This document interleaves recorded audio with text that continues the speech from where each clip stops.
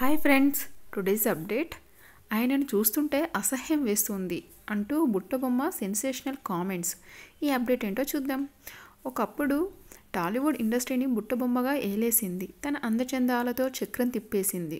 కాలు కింద పెట్టకుండా అటు నుంచి ఇటు తిరగాలన్న కార్లల్లోనే ప్రయాణిస్తూ తన వ్యవహారం సాగించుకుంది. అయితే ఇప్పుడు పరిస్థితి మారింది. ఆమెను పట్టించుకున్న దాఖలు లేవు. పూజా హెగ్డే ఎంత విప్పుకొని హాట్ ఫోటోషూట్స్ చేసినా బయట కనిపించిన జనాలు ఆమెను పట్టించుకోవడం లేదు. దానికి కారణం అమ్మడి క్రేజ్ తగ్గిపోవడమే. బ్యాక్ టు బ్యాక్ ఫ్లాప్ సినిమాల్లో నటించడంతో తనను పట్టించుకోవడం మానేశారు. అంతేకాదు, ఆఖరికి ఆమె తెలుగులో ఫేవరెట్ అనుకున్న హీరో కూడా తనను ఖాతరు చేయడం లేదు. ఒకప్పుడు తెలుగులో ఈ హీరో పూజా హెగ్డే చుట్టే తిరిగేవాడు. మరీ ముఖ్యంగా ఆమెను తన ఫంక్షన్లో ఓ రేంజ్లో పొగిడేసేవాడు. అయితే Pooja Hegde craze, career graph ఎప్పుడైతే పడిపోయిందో అప్పటి నుంచి ఆయన ఆమెను పట్టించుకోవడం మానేశాడు. ఈ క్రమంలోనే పూజా హెగ్డే ఆయనపై పరోక్షంగా కామెంట్స్ చేస్తూ ఫ్రెండ్స్ వద్ద ఆవేదన వ్యక్తం చేస్తుందంట.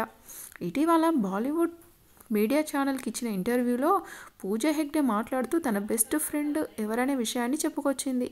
ఈ క్రమంలో పూజా హెగ్డే పరోక్షంగా ఆ హీరోను పేరు ప్రస్తావించకుండా అలాంటి హీరోలుంటే తనకు అసహ్యమని చెప్పుకొచ్చింది. దీంతో సోషల్ మీడియాలో ఆమె చేసిన కామెంట్స్ తెగ వైరల్ అవుతున్నాయి.